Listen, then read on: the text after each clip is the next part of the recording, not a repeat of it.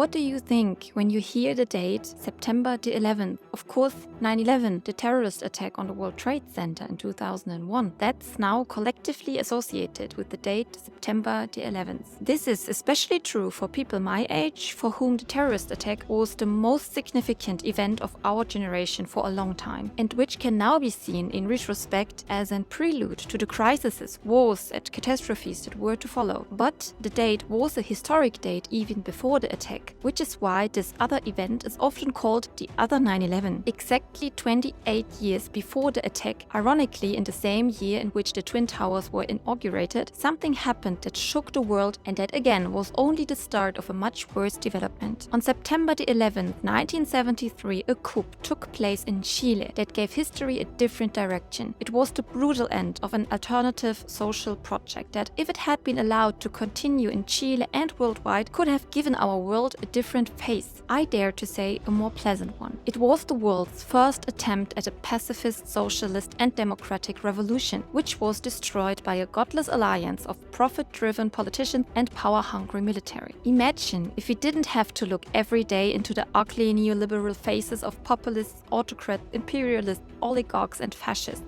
Witness the planet-destroying greed of the super-rich, or endure the illusion of choice. Yes, thank you that I get to choose which corrupt guy can decide about my future. I'm not exaggerating. Today, as 50 years ago, the world is at a crossroads. So remembering that date and the visionary and idealist Salvador Allende is as important as it is painful. Or, as Antonio Gramsci so aptly put it, the old world is dying and now the new world struggles to be born.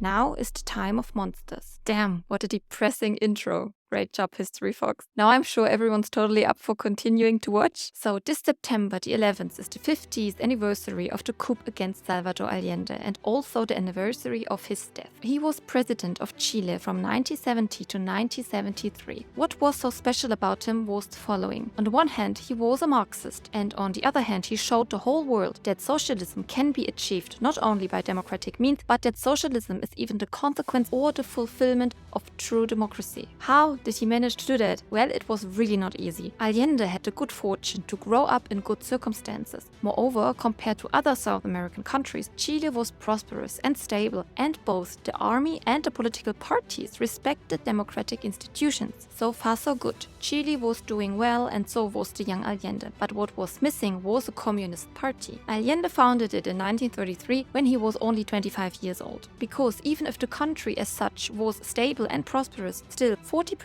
of Chileans lived in extreme poverty and had no access to education or healthcare. Allende wanted to change this. He demanded a legally secure justice for all Chileans, regardless of their origin. He wanted fair payment, access to basic goods and food, education, hospitals, etc., under the slogan bread, roof and work. In times of the beginning of the Cold War and communist paranoia, however, this was too radical for many. And so he loses the presidential elections 3 times. First in 1952, then in 1958 and then in 1964. Even Allende himself joked about his losing streak by saying that his epitaph would be "Here lies the next president of Chile." In 1964, he loses to Christian Democrat Eduardo Frei. Declassified documents show that the CIA started to get involved here in sabotaging Allende because they spent a total of $2.6 million to finance the campaign of Eduardo Frei and $3 million in anti-Allende propaganda to scare voters away from Allende's FRAP, the Popular Action Front. Frei is indeed an interesting figure and was not the CIA's first choice either. In fact, as president, Frei begins to continue or tackle reforms in the country that Allende would later follow up on. In fact, Allende's great reforms were not introduced suddenly, no. They followed on from what his predecessors had already done. Only he was more radical. In 1970, Allende has a fourth chance at the presidency, and this time he should not lose, despite all the efforts of the United States. The decisive factor here was the left-wing political alliance, the Unidad Popular. This alliance united the left-wing fragmentary parties and groups in order to form a strong left-wing front, from which we today could learn something. Maybe Pablo Neruda tells you something. It's the poet and politician, and he was already some kind of pop star at that time. And the Communist Party had made him their candidate, but he renounced in favor of his friend Allende and the Unidad Popular. So, with the united left behind him, Allende was elected Chile's new president on the 4th of September 1970. Allende's opponents, the elites and also also the US, are now waiting for the military to intervene to coup to keep Allende from the presidency. Especially Nixon and Kissinger are nervous. They want to prevent a Marxist president in Latin America at all costs. Kissinger says, in this regard, the election of Allende as president of Chile poses for us one of the most serious challenges ever faced in this hemisphere. A second Cuba is a nightmare for the United States. And so, under Project Fubild, Nixon authorizes the CIA $10 million to plan a coup with the military. And the CIA already has experience with this. They have trained that in Guatemala, Brazil, and Argentina,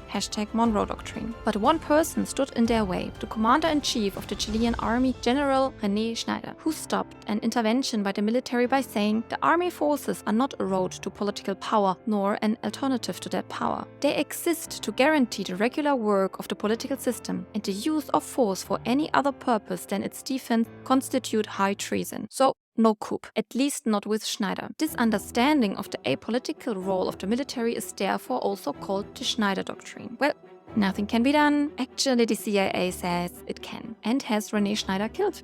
The hope was that the puppet could now be installed as commander-in-chief of the army in Chile to prevent an Allende. The initial idea of Kissinger was to follow the German strategy, which means gradually eliminating dissent in order to create a fascist state. But now Frey appoints another follower of the Schneider Doctrine, General Carlos Prats, as commander-in-chief, who is loyal to the constitution. Moreover, the Chileans are now more than ever on Allende's side and want him as their president. Nixon is really pissed off about this. Frey was the wrong choice in his point of view, and after Schneider's death, they didn't even get their puppet. Again and again, Nixon reaffirmed his desire to give Allende the hook. Chile is now experiencing a wave of politicization after Allende's election. The topic of politics was no longer reserved for the elite and the educated middle class. Allende moved the masses. He brought emotion into politics and inspired the working class. But this could also be due to his socialist program. According to the constitution, the presidency in Chile is limited to 6 years. And so Allende and the Unidad Popular quickly begin to implement his agenda, which has the melodious title La Vía Chilena al Socialismo, the Chilean way to socialism. Allende followed up on Frey's land and agrarian reform, but the pace of land redistribution was now accelerated and radicalized. Lands were expropriated from large landowners and redistributed to peasant communities. Allende was deeply committed to uplifting the rural workers and indigenous populations of Chile. He prioritized granting them land rights and significantly improving their living conditions. And to ensure affordability for everyday citizens, wages were raised and the prices of essential goods were frozen. School children were provided with free milk, and targeted campaigns were launched to combat illiteracy. Allende's administration was adamant about offering free healthcare to every Chilean. Investments were directed towards affordable housing, ensuring even the poorest citizens had a roof over their head. There was a particular emphasis on supporting and empowering women and the indigenous population. Additionally, Allende's government was a strong patron of the arts.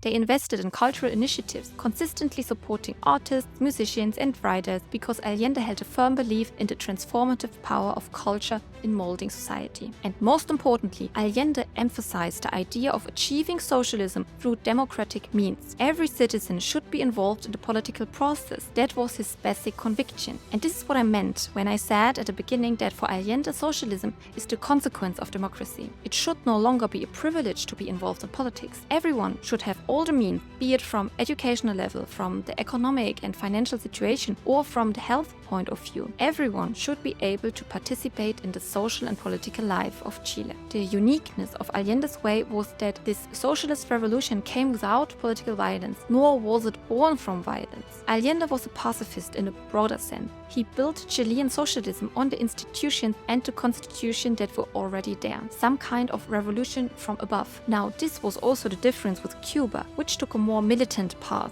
where the revolution came from below. Ironically, Fidel Castro gave Allende an AK-47 as a present during a visit. For the USA, Allende's democratic socialism represented a much greater threat than Castro's Cuban revolution, because the Chilean way could become a model for other countries of the world, and this had to be prevented at all costs. And as always, they were ready to go over dead bodies for it. In order for Allende to be able to implement all of his reforms, he needed money, of course. This was to come in part from the nationalization of Chile's raw materials. This was mainly copper. Until then, the copper mines in Chile had largely been in US hands, and Americans did not want to let that be taken away from them. The sabotage measures already begun are now being intensified by the CIA. Allende's Chile should be destabilized in such a way that all Chileans, indeed all the world, can see, look, the leftists just can't run a country. Socialism just doesn't work. Kissinger wrote in 1970 about the problem Allende. The question is whether we can take action, create pressures, exploit weaknesses, magnify obstacles, which at a minimum will either ensure his failure or force him to modify his policies, and at a maximum might lead to situations where his collapse or overthrow later may be more feasible. Allende gives a great speech to the UN in 1972, denouncing the hostility of the US and speaking especially of the confrontation between multinational corporations and the states from which the resources are taken. He hits the nerve of many countries that suffer from the exploitation, oppression, and interference of the United States.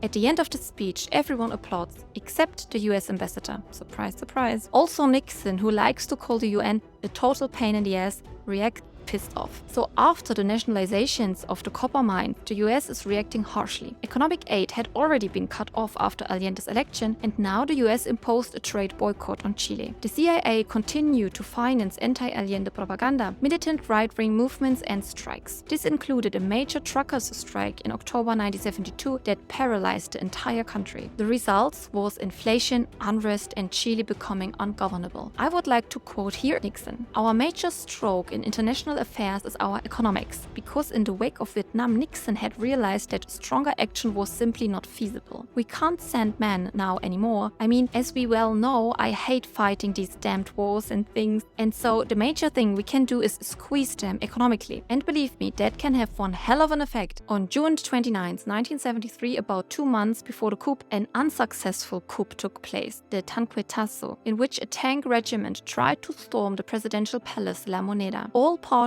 financed by the CIA. Only the courageous intervention of General Carlos Prats, you remember him, can prevent the coup. Prats is loyal to the constitution, and he is the last chess piece to be knocked down so that the CIA can finally get rid of Allende. And so it actually happened that Prats resigns on August the 24th, having lost the backing of many of his fellow officers who were bribed by US money. Allende opposes the resignation, but he has no choice. General Prats recommends his second man to succeed him as commander-in-chief, Augusto Pinochet. Prats and Allende thought they could trust him. Now, 2 weeks later, on September the 11th, the time has come. Early in the morning, first the Navy begins to coup in the coastal city of Valparaiso. The Chilean fleet is supported by American frigates, which are in constant contact with the Pentagon. Shortly thereafter, Operation Silencio is launched. Gustavo Ley, the commander-in-chief of the Air Force, gives the order for airstrikes on radio stations of the capital, Santiago de Chile. In the meantime, Allende has learned of this and has made his way from his house to the presidential palace. Here, he still assumes that the coup only originates from a part of the navy. Allende understandably tries to call his commander-in-chief to find out what is happening, but Pinochet does not pick up the phone. At this point, Allende has not yet grasped the magnitude of the betrayal and the coup, but then he hears the announcement of the putschists on radio and it becomes clear to him. But instead of fleeing, he decides to stay in La Moneda. He will not give up his office that was given to him by the people. He will not surrender to the putschists nor flee to launch counterattack, because this contradicts his conviction of non-violent struggle. The tanks are now heading for the presidential palace. All radio stations have now been destroyed, all but one, Radio Magallanes,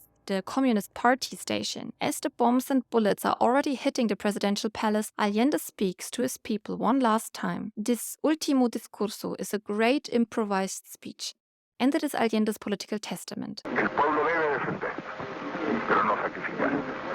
El pueblo no debe dejarse arrasar ni acribillar, pero tampoco puede humillar. Trabajadores de mi patria, tengo fe en Chile y su destino. Superará otros hombres este momento gris y amargo donde la traición pretende imponer. Sigan ustedes sabiendo que mucho más temprano que tarde, de nuevo, abrirán las grandes alamedas por donde pase el hombre libre para construir una sociedad mejor. ¡Viva Chile! ¡Viva el pueblo! ¡Vivan los trabajadores! Estas son mis últimas palabras y tengo la certeza de que mi sacrificio no será en vano.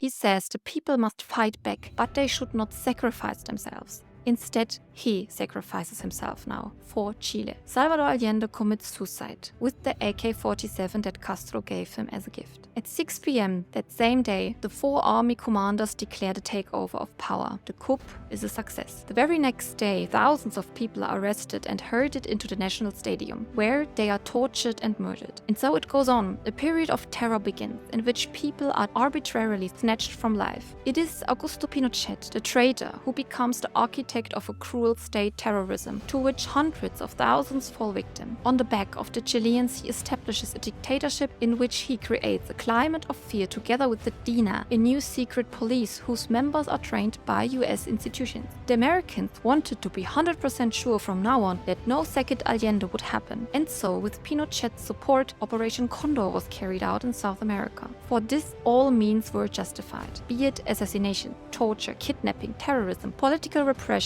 coups, support of right-wing forces and dictators, and so on. There was no limit, and no one was safe. For example, Carlos Prats, who fled to Argentina with his wife shortly after the coup, was killed by the DINA through a car bomb. Eduardo Frei initially supports Pinochet, but after the latter installs a new constitution and further extends his presidency, Frei turns his back on him. Shortly thereafter, Frei dies, with traces of mustard gas found in his body. Frei died, interestingly enough, in the same hospital where Pablo Neruda died 8 years earlier, just days after the coup. Neruda officially succumbed to his cancer, but in fact, he too was poisoned. Neruda's funeral became a public protest against the military junta. Isabel Allende, Salvador Allende's niece, later called this funeral the symbolic funeral of freedom in her world-famous book, The House of the Spirits. The 1,000 days of Allende's presidency are definitely over. A new era begins for Chile in 1973. There is also a dream that is laid to rest for progressive forces around the world. The dream of another model of society beyond capitalism. Pinochet immediately reverses all of Allende's and Frei's reforms. From democratic socialism, Chile now becomes the model state of an ultra-liberal right, just as the US wanted. What now follows is the complete deregulation of the economy. Chile is now becoming the laboratory of an unleashed capitalism. The Chicago Boys, the disciples of Milton Friedman, are now realizing their wet dream in Chile, the implementation of neoliberalism. This meant that the country was now turned 180 degrees. Everything, really everything, was privatized. The health system, education, pensions, of course raw materials, and even water. Under Pinochet, the gap between rich and poor widened massively. This neoliberal model, which was tested in Chile and perfected under Reagan and Thatcher, can now be found everywhere. In every country, the neoliberalism project has been quite successful. Through the de-empowered states, the elites have been able to keep and even expand their sphere of influence